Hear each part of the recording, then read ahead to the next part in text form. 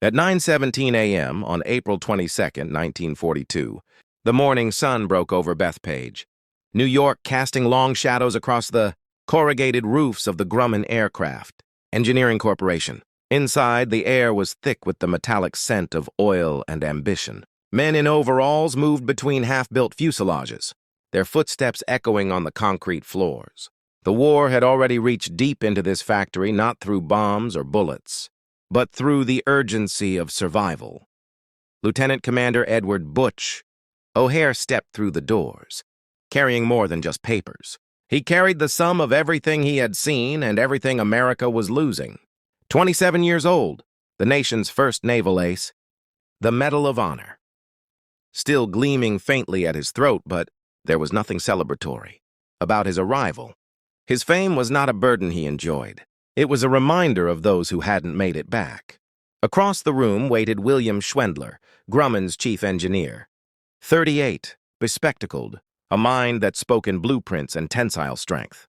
He extended his hand with quiet respect, aware that this was not a courtesy call. Behind O'Hare's calm eyes was the Pacific, the black smoke over Wake Island, the burning hulls of carriers, and the faces of men who never had a chance. The Wildcat Grumman's current fighter had done what it could, but it was being outflown, outclimbed, and outturned by the Japanese Zero. The numbers told the story coldly. 318 miles per hour against 350, a turn radius twice as wide, a climb rate that meant the enemy always struck from above. The Navy's doctrine had become a prayer. Never turn with a zero, but prayers did not stop bullets. O'Hare laid the truth bare. 4 hours of testimony that was not technical, but surgical. He described how the Zero danced through the sky, how its pilots used altitude like a weapon, baiting Americans into turns they could never win. How even when a Wildcat dove for safety, the Zero followed like a ghost, its engine whispering rather than roaring. O'Hare spoke not as a hero, but as a survivor dissecting a near-death experience. Schwendler took notes furiously. 18 pages of hand-scribbled urgency angles of attack, rate of roll, visibility under pressure. He asked questions not to challenge, but to learn. He understood that what O'Hare was describing was more than performance differences. It was a matter of human endurance how long a pilot could keep faith when his aircraft betrayed him in combat. When O'Hare spoke of his comrades, Lieutenant James Gray, disciplined, steady, following doctrine to the letter, before being caught in a climb his aircraft couldn't sustain, his voice tightened. The official report called it pilot error. O'Hare called it a failure of design. By April 1942, the United States Navy had lost more than planes. It had lost illusions. The Wildcat had fought as hard as any machine could, but it was born of peacetime compromises. The Zero had been born of war. O'Hare's request was simple, but it landed with the gravity of a death sentence for the old world. Power. Not incremental. Improvements. Revolution. The Wildcat's 200 horsepower engine wasn't enough. The next fighter needed double that. It needed speed to strike and climb away before the Zero could react, armor to absorb punishment, visibility to see the enemy coming, and controls that worked with the pilot, not against him. Schwendler listened. Then he asked the question that would define the Pacific War. What if we built the Wildcat's successor around the Pratt & Whitney R2800 Double Wasp, 2,000 horsepower, twice the Wildcat's heart. It was a monster of an engine already destined for the new Corsair. Installing it in a Grumman airframe would mean reimagining everything: wings, weight, balance, hydraulics.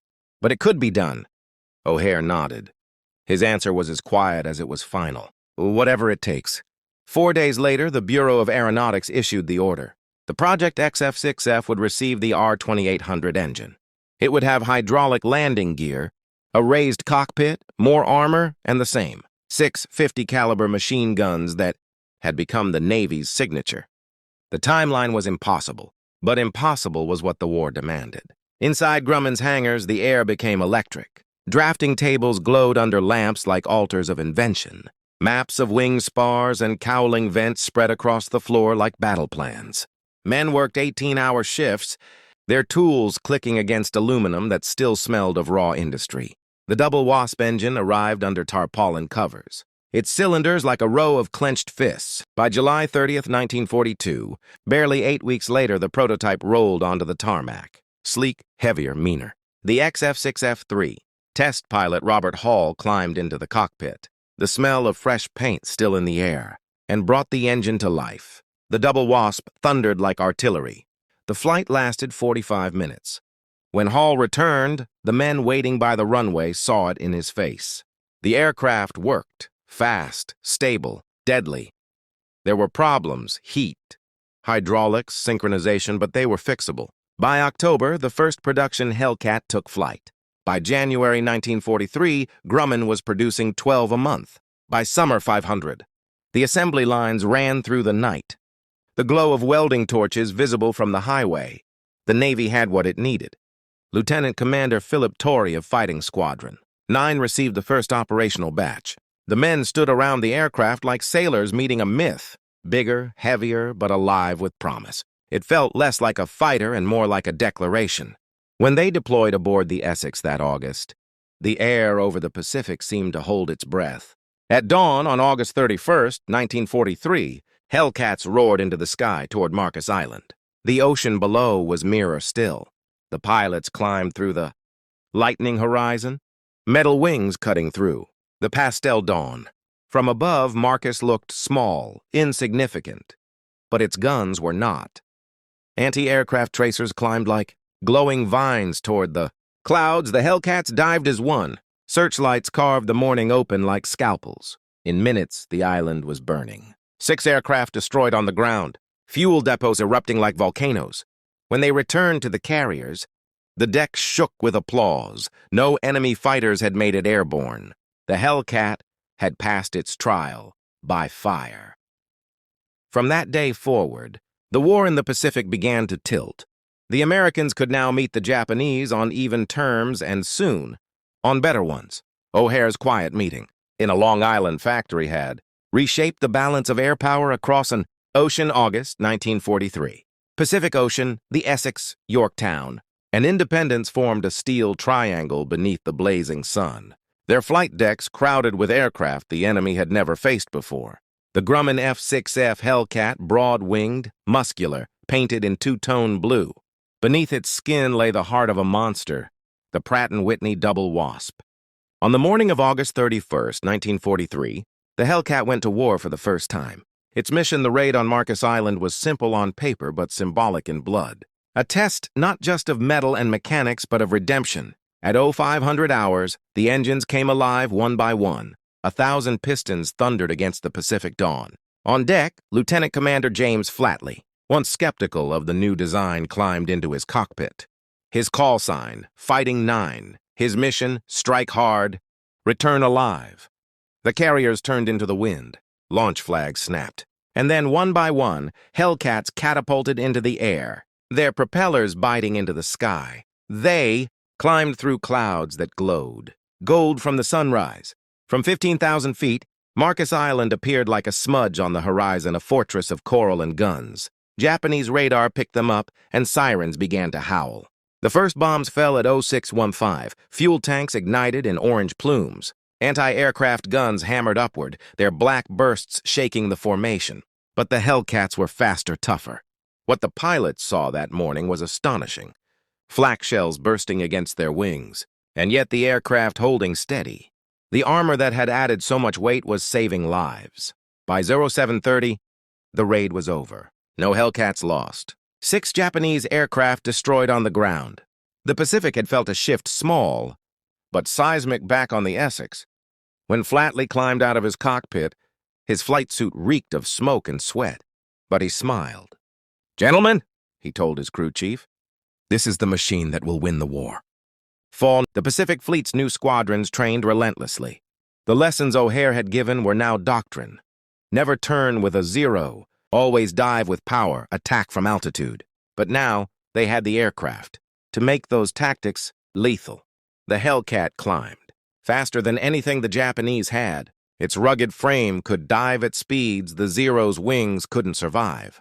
And for the first time, American pilots had visibility, a high cockpit with clear canopy, letting them spot the enemy first. At Kaneohe Bay, Lieutenant Alex Vrachu, a young, fearless flyer from Indiana wrote in his diary, "The Hellcat feels like it's reading my mind. It doesn't just fly, it fights with you." November 1943, Tarawa. The U.S. Marines landed on an atoll barely 2 miles wide, and the air above turned into a storm of fire. Hellcats flew cover at 8,000 feet, strafing Japanese defenses, suppressing Zeros that dived in desperate swarms. One pilot described it in his combat log. "The Hellcat doesn't flinch. You can feel bullets hitting the fuselage, but it stays steady. The Zero feels like silk, the Hellcat feels like iron." When the smoke cleared, Tarawa was secured. The cost was terrible, 1,000. Marines dead in 3 days, but it marked a turning point. Air superiority was shifting westward. January 1944, Kwajalein Atoll. By now, the Navy's fighter squadrons had rearmed almost entirely with Hellcats. The statistics began to tell a new story. In the first 6 months of combat, the Hellcat scored 13 kills for every loss. By the end of 1944, that ratio would climb to 19-1. The aircraft the Japanese had once mocked as a flying barrel was now the hunter. At dawn on February 1st, waves of F6Fs roared off the carriers Essex, Yorktown, and Lexington. They swept across Kwajalein in perfect formations, a thunderstorm of machine guns and courage. From below, Japanese troops looked up and saw the sky filled with blue wings. The Zeros that rose to meet them were outnumbered, outclimbed, and outgunned. That day, 56 Japanese aircraft were destroyed. The Americans lost 6 February 20th, 1944, the Marianas. Lieutenant Commander Edward Butch O'Hare, the man whose words had started it all, launched from the Enterprise on a night interception mission. The Japanese had begun using night bombers Betty, torpedo planes attacking under cover of darkness. O'Hare volunteered to lead the experiment, the Navy's first ever radar-assisted night fighter team. That night, somewhere above the black waters north of the Gilberts, O'Hare disappeared. His radio cut off mid-transmission. No one saw him fall. No wreckage was ever found. In the logbook of Fighting 15, one line was added in pencil. Lieutenant Dr. O'Hare, missing in action. Last seen engaging enemy aircraft. He was 29 years old. The man who had demanded a better fighter had the Philippine Sea. At 1,000 hours, radar screens aboard Task Force 58 lit up like constellations. The largest Japanese air assault of the war was inbound. Hundreds of bombers and Zeros converging from the west. The Hellcats climbed to meet them. What followed would be known forever as the Great Marianas Turkey Shoot. For nearly 2 hours, the sky turned into a furnace of contrails and cannon fire. Pilots like Alex Vraitiu scored 6 kills in 8 minutes. The radio crackled with calm voices. Splash 1-0. Splash 2! They're falling like rain. By dusk, the U.S. Navy had destroyed 353 Japanese aircraft for the loss of just 15. Hellcats, the Japanese naval air arm, was shattered. The Hellcat had done what no one thought possible. It had erased the Zero's dominance completely. August 1945, Japan. The war was ending. Cities burned, fleets sunk, empires crumbled. On the deck of the carrier Lexington, rows of Hellcats sat silent, engines cold, paint faded from salt and sun. Over 12,000 had been built. They had destroyed 5,163 enemy aircraft, more than any other Allied fighter in the Pacific. When peace came, some were scrapped. Others were sold. But a few, veterans of the war, found homes in museums and hangars, relics of a time when the world's fate hung on the strength of aluminum. Wings, Epilogue, Bethpage, New York. The Grumman factory floor stood quiet again, its machines resting. On the wall above the old drafting tables, someone had pinned a black and white photograph. O'Hare, smiling in flight gear, beside a caption written in pencil. He asked for more power. We gave him victory. The Hellcat wasn't born from genius alone. It was born from desperation, courage, and the will to learn to face defeat and build something better from its ashes. In the skies of the Pacific, it wasn't just an airplane. It was redemption in flight. Spring 1945, the Pacific Ocean. By now, the sky itself seemed to belong to the Hellcat. From the steaming jungles of Luzon to the coral plains of Okinawa, the roar of its engine had become the anthem of victory. Yet beneath the triumph, Was fatigue a grim understanding? That the closer the Allies came to Japan, the more vicious the fighting became. The Imperial Navy was broken. Its carriers were gone, its elite pilots dead. But Japan had replaced skill with desperation. Kamikaze's men turned into weapons now filled the horizon. For the pilots of task. Force 58. The war had changed. It was no longer a battle for dominance, but a race against tragedy. April 6, 1945, Okinawa. At dawn, radar screens aboard the Bunker Hill, Enterprise and Yorktown lit up with hundreds of blips. The largest kamikaze wave in history was coming, Hellcat. Pilots scrambled to intercept. The decks shook. Under the weight of takeoffs, blew. Fighters launching one after another. They weren't trying to fight us anymore. They just came straight in. We'd hit them. And still they came.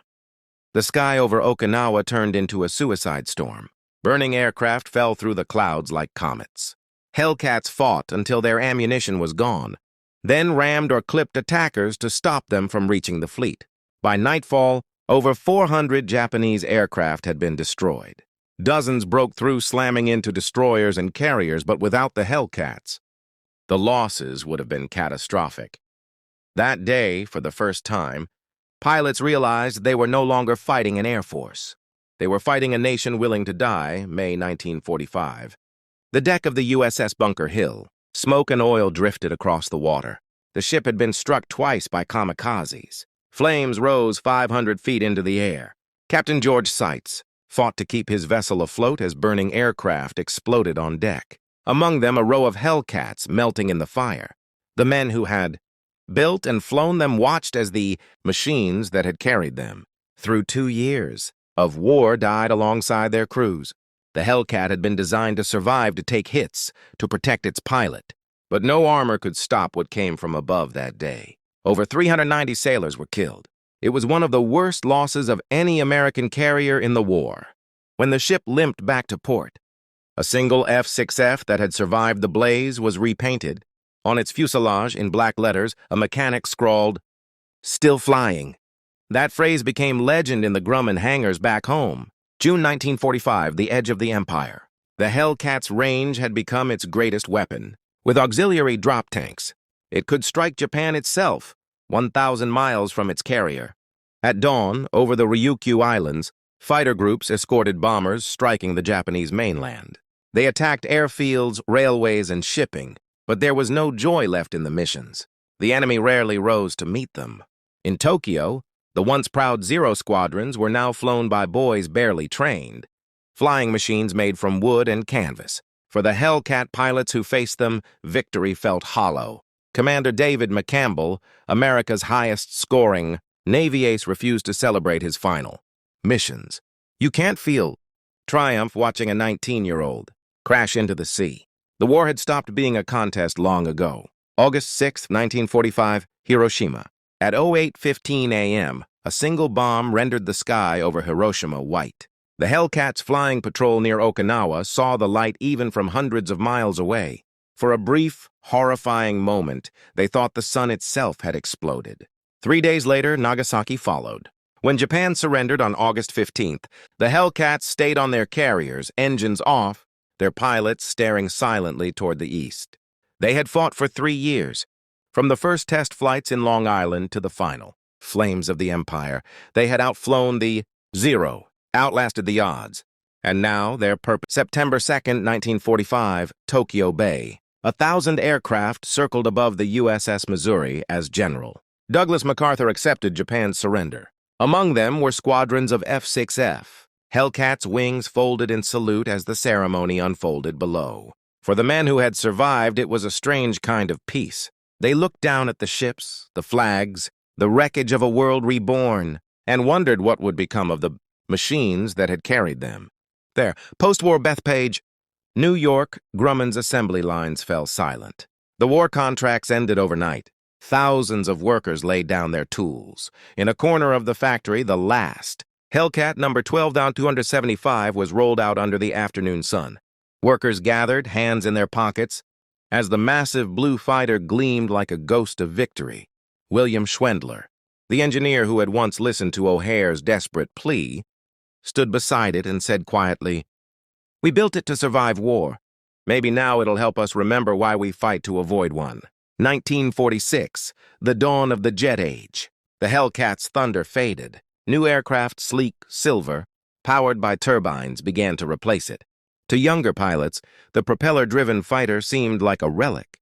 But to those who had flown her men, who had stared death in the eyes over the Philippine Sea, the Hellcat would always be something more. Alex Vraciu, the ace who had once downed 6 enemies in 8 minutes, kept a piece of his aircraft's canopy in his study. Etched into the glass were the words he had carved himself after the war. She brought me home. Epilogue, 80 years later. Today, the few surviving Hellcats rest in hangars and museums silent, dignified, preserved in the stillness they once fought to protect. When you stand beside one, the air smells faintly of oil and memory. The metal is scarred, the paint faded, but if you listen closely, you can almost hear it, the low, steady hum of the double wasp engine echoing across time. It is the sound of endurance, of men who refused to give up, of a nation that learned to fight smarter, not just harder. The Grumman Hellcat was more than an aircraft. It was America's answer to defeat. A machine born from humility, refined by sacrifice, and perfected in fire. And in the end, it wasn't just a weapon of war. It was the bridge between courage and victory, the wings that carried a generation home.